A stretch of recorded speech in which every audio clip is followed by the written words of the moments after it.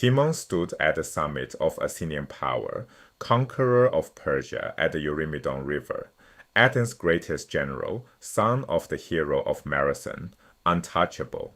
Then his own city cast him out. The man whose fleet built Athenian greatness was destroyed by the very people he placed on the rowing benches. Athens had done this before. Themistocles, the architect of the navy that saved Greece at Salamis, was ostracized and driven into exile. The pattern was clear.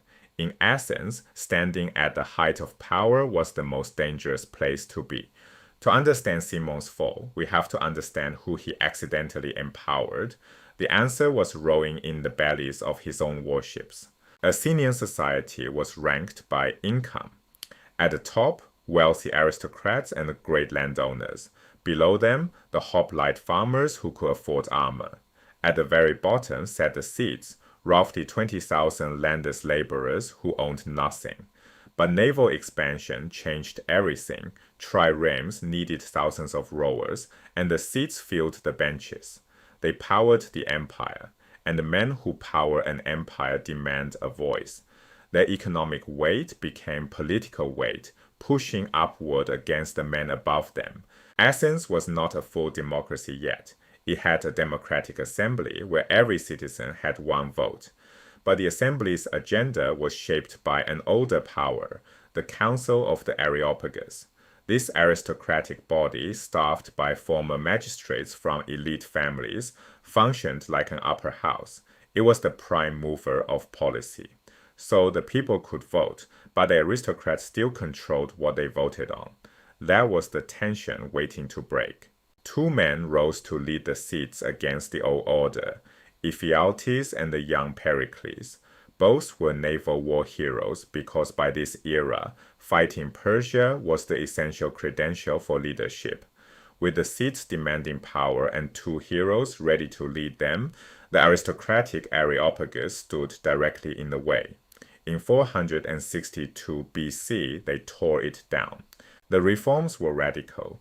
They stripped the Areopagus of nearly all its power. The council that had once steered the entire state was reduced to a tiny role, judging homicide cases and offenses against the sacred olive trees. Everything else, its control of policy, its oversight, its prestige, was handed to the assembly and the courts of ordinary citizens. Public office was opened to common men. This was not the founding of democracy. It was its radicalization, a violent transfer of power from the elite to the masses. For a man like Cimon, there was no place in this new Athens. He was a great aristocrat and openly pro-Spartan. He belonged to the Pan-Hellenic aristocracy, a transnational elite club that stretched across every Greek city. These families were bound together by the Olympic Games, by shared poets, by the great Pan-Hellenic shrines, and by intermarriage across borders. A noble of Athens had more in common with a noble of Sparta or Thebes than with the laborers of his own city. Radical democracy rejected this cosmopolitan identity completely. It raised a wall and demanded a narrow, exclusively Athenian loyalty instead. Then came the sharpest symbol of all. A new law redefined citizenship.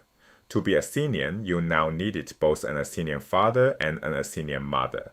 Cimon's father was Athenian, but his mother was Thracian, a foreigner. Under the new rule, the city's greatest general would not even qualify as a citizen. He survived only because existing citizens were grandfathered in. The message could not be clearer. The cosmopolitan world that produced Cimon was finished. Blood, narrowly defined, now decided who belonged. The end came fast. Cimon was ostracized, formally exiled by popular vote, even though he had committed no crime. His fall was not about failure. He was a brilliant, successful general. He was simply out of step with the times. With him gone, the path opened for aggressive new wars against Sparta, its allies, and Persia at once. The cautious pro-Spartan foreign policy died with his exile. Athens turned outward, hungry and unrestrained. The revolution was not bloodless. That same year, Ephialtes, the man who gutted the Areopagus, was assassinated by unknown hands. Raw, violent proof of how fiercely the old elite resisted. Democratic reform was no gentle evolution. It was a contested, sometimes bloody overthrow of an entrenched ruling class. But the wars and the violence had cleared the field, and one figure was left standing. Pericles survived. The young war hero who helped tear down the old order would become the defining figure of Athens' golden age, the Athens of the Parthenon, of empire of the Peloponnesian War. Cimon's story captures the central irony of radical democracy. His own success built the navy. The navy empowered the thetes. The thetes demanded power, and that demand swept away the aristocratic world he embodied. He was not defeated by an enemy abroad. He was undone by the consequences of his own victories. In Athens, the people he raised up became the force that brought him down.